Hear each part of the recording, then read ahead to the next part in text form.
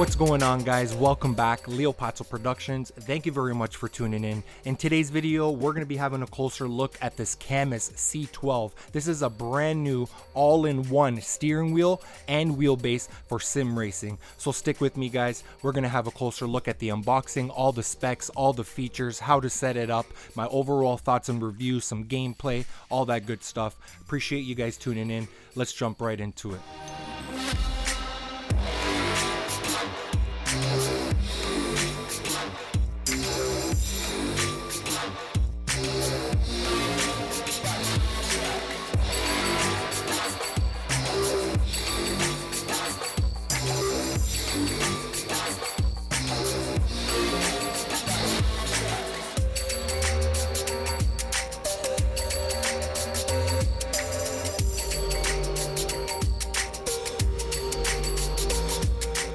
So guys, here it is firsthand, the C12 all-in-one direct drive wheelbase with 12 Newton meters of direct drive force feedback. That is fantastic for an all-in-one 12 Newton meters. We have the built-in wheelbase right over here onto the wheel. I do have this little bracket over here that's going to allow me to go ahead and mount it to my desk or my sim racing rig, for an example. It does have paddle shifters as well. So looking at the front of the steering wheel, you'll notice right off the bat that the steering wheel is wrapped in leather. We do have this little yellow indicator as well right at the top dead center of the steering wheel, so you'll know when the steering wheel is positioned straight, and also for calibration purposes, etc. So you'll also notice here at the front of the C12 we do have some sections that are made out of carbon fiber. We do have the Cammus logo over here into the middle. We have a bunch of buttons and dials which we're going to have a closer look at shortly, but starting off over here at the top, you'll notice that we do have these LED indicators over here which are going to show us our RPM range, which is fantastic. I really do like that. We do also have over here at the top this display screen which is going to show us our kilometers or miles per hour. So I believe within the Cammus software you can change it from showing you your speed to actually showing which gear you're in. So that is a nice option right over here to have that built-in display screen. So all of these buttons and dials and knobs over here and joysticks that we have here at the front of the C12, they can actually all be custom programmed to whatever you like within your game. So guys, next over here onto the C12, towards the top on the left hand side and right hand side, you'll notice that we do have these two little blue rotary dials over here, and I've actually configured within the game that I'm playing, Assetto Corsa, I configured it to adjust my force feedback, so I can either turn it clockwise or counterclockwise, this one over here onto the left, and it's going to either increase or decrease my force feedback. And it's just nice to be able to do that within the game without having to enter the menu, etc. So the other blue dial over here onto the right hand side of the C12, I've actually configured that within the game that I'm playing, Assetto Corsa, to be able to control to increase or decrease my turbo for the car that I'm driving. So working our way over here to the top right hand side of the C12, same idea that we have onto the left hand side. We have two buttons which are labeled as R1 and R2, and we do also have this little rotary dial over here. So I've actually configured within the game for the R2 button to actually be able to change my different camera views while I'm playing the game. So I can just simply press the R2 button and it's going to change between my different camera view options. So for the buttons onto the left hand side, I did program L1 to actually take me back to pits. So for an example, anytime I'm drifting or playing a game and I want to quickly teleport back to the pits, I can simply go ahead and do that by pressing L1. So as we make our way to the bottom left hand side of the C12, you'll notice that we do have three buttons as well. They are labeled as L3, L4, and L5, similar to what we have at the top left hand side. We do have an additional rotary dial. This one is actually made out of metal by the feel and looks of it. The ones at the top are actually made out of plastic. So along with this little silver metallic little joystick, which seems pretty similar to like an Xbox controller, for an example, which is really nice. I've actually haven't programmed this one as of yet. We do have a similar onto the right hand side of the C12. We have an R3 button, an R4 button, and an R5 button. And just to the side of that, we do also have that metal rotary dial, and we do also have a second little joystick over here. And I've actually programmed this one over here onto the right hand side, this joystick. I've actually configured it within the game to allow my car to glance right or glance left, or to look back behind you. So overall, I've been definitely really impressed with how many buttons and knobs and joysticks we have, how they feel, how they operate, where they're positioned. So I'm really happy with that. So guys, another cool feature about the buttons over here at the front of the C12, they actually do have a built-in LED light which we can go ahead and customize within the Cammus software to any color. We can basically program each button to any specific color and it will be saved, and anytime you power off or power on, those buttons, those LEDs, are going to be illuminated the color that you program them to. So I know I mentioned earlier that the C12 is wrapped in leather, but I will also like to point out that we do have some nice black stitching along the inside of the wheel for that leather, and it does feel like it's nice and tightly stitched. It does feel like it's a nice quality. It doesn't look like there's any shortcuts or anything kind of peeling off or lifting away. So guys, the diameter of the C12 is 12 inches in diameter, and it is a full circle, not like the C5, which was like a D-shaped over here at the bottom. It was flat. So it is nice to see that they came out with a full round circle. Steering wheel wrapped in leather, bunch of LEDs. We got a display, the RPM indicator, all the buttons and knobs and joysticks. Also these additional ones over here at the top. Let's go ahead and flip around the C12 over here so you guys can get a little bit more familiar on some of the connections and additional features that we have here at the back of the C12. Let's go ahead and start off with these carbon fiber paddle shifters that we have over here, and I've actually configured them as you would within your game. For the one on the right hand side for it to actually gear up to go to a higher gear, and the one onto the left over here to gear down. I do feel that the paddle shifters are in a great location. I know that the C5, some people were complaining that the paddles were a little bit on the small side. They've definitely increased the size on these. They do have a nice clicking noise, as you guys can see, a nice feel. Overall, they've been working fantastic. At the back of the C12, we do have the power button. You just need to go ahead and press that for 1 or 2 seconds and it's going to power on.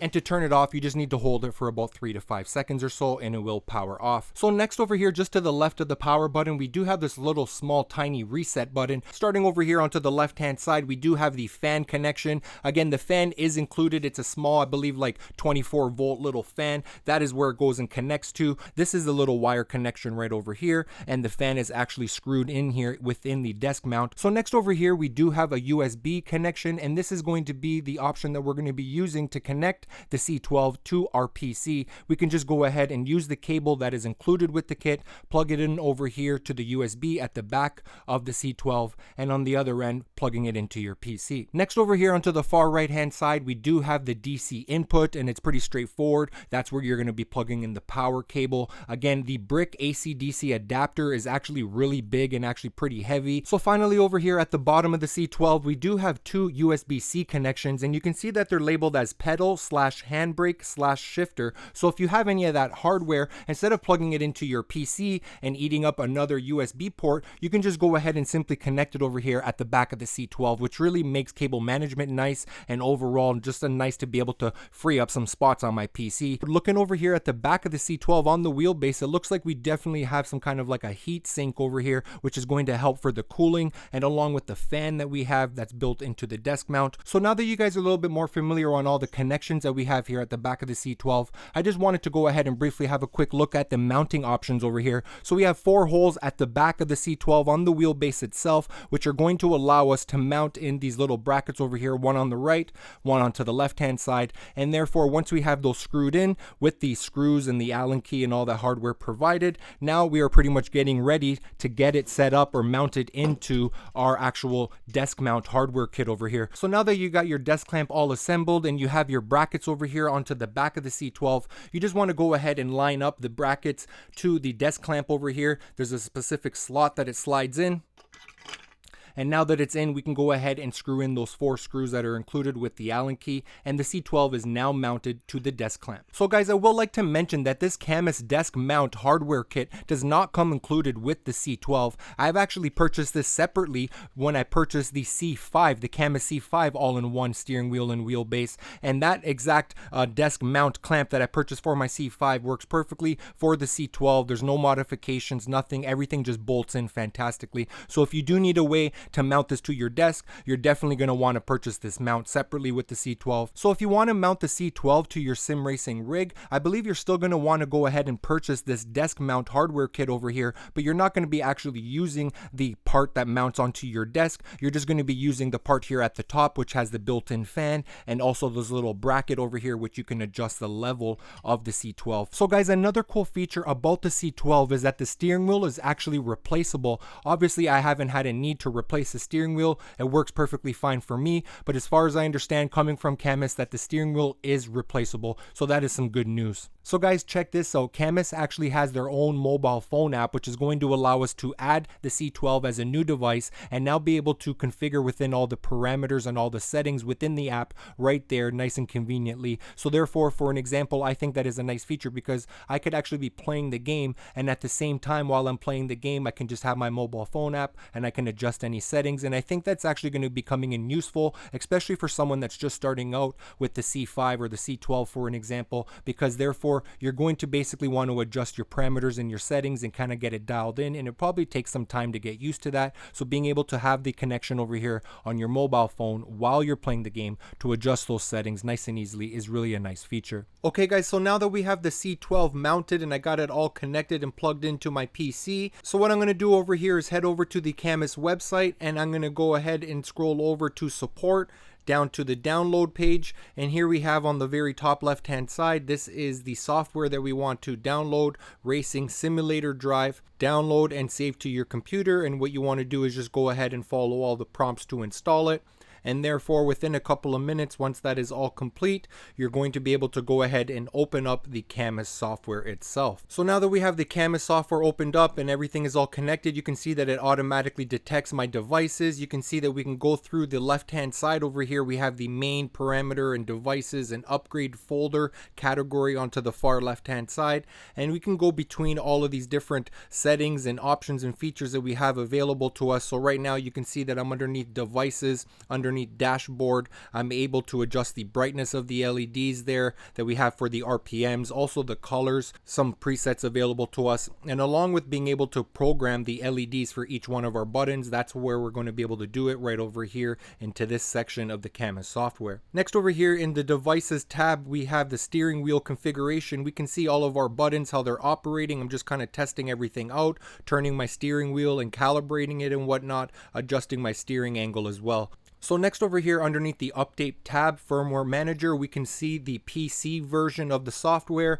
along with the wheelbase and along with the steering wheel firmware. So this is the page that's going to allow you to do any of your firmware upgrades into the near future. Next, over here underneath the parameter tab, you'll notice that we have a bunch of options as far as adjusting the force feedback, our steering wheel angle, along with the natural dampening, the natural friction, natural inertia, and idle spring. And we can, if you notice over here onto the right hand side of the page, underneath my profiles and recommended, we do have an option over here for us to save these presets and also be able to share with them and import any of them. Next, over here underneath the game effects, same idea. We have some parameters for us to adjust. For an example, effects intensity, we got the CF filter, the Q factor, the game friction, and the game spring. So we can go ahead and adjust these as we like to. Next, over here underneath the assistance tab, we do have some other additional features. Over here we can go ahead and invert the force feedback. We also do have the hands-off protection if we need to enable that or disable that, and stop strength, so we want it to be soft, medium, or hard.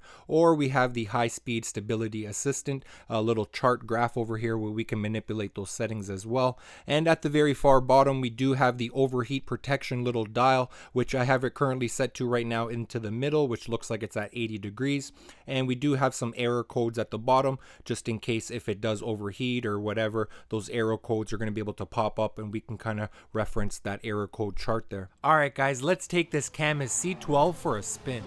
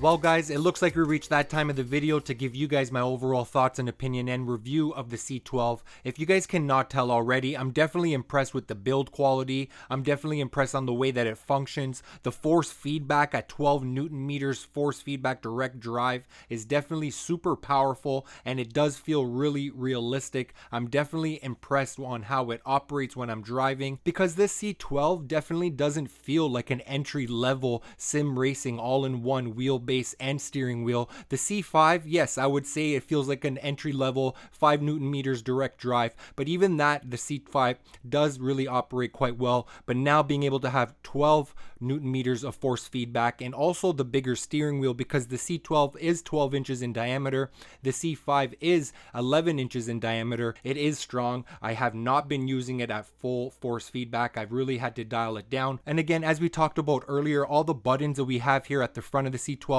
I do like the display screen, which is showing me my speed. I do also like the LED indicators, the positions of all the buttons, the way that they feel, the way that they sound and click and operate. Definitely feel like it's a nice build quality, and I really do enjoy the fact that they have the built-in paddle shifters, and they did listen to the end users of the C5 kind of complaining that the paddle shifters were a little bit on the small side, so they've definitely upgraded that over here on the C12. Overall, I'm definitely impressed with it. It's nice and small and compact, the budget friendly at only $549 USD. Also keep in mind shipping cost as well. So overall guys, I am definitely impressed with the C12. Would I recommend it? I'm going to say yes 100%. If you are just getting into sim racing, for an example, and you don't have any equipment, this will definitely be a great option for you. Or if maybe you do have some sim racing equipment, but the wheelbase and steering wheel that you're using is not direct drive and you want to kind of upgrade to that direct drive, I will say the C12 will be a fantastic option, and it will probably have more than enough power than what you need, unless you specifically know that you want more than 12 Newton meters of force feedback. Well guys, that looks like a wrap for today's video. I appreciate you guys tuning in. If you guys do have any comments or questions, concerns, let me know down in the comment section down below. Let me know any feedback. Go ahead and like, share, comment, subscribe, all that good stuff. You know what to do. Looking forward to seeing you guys on the next video. Till next time, peace.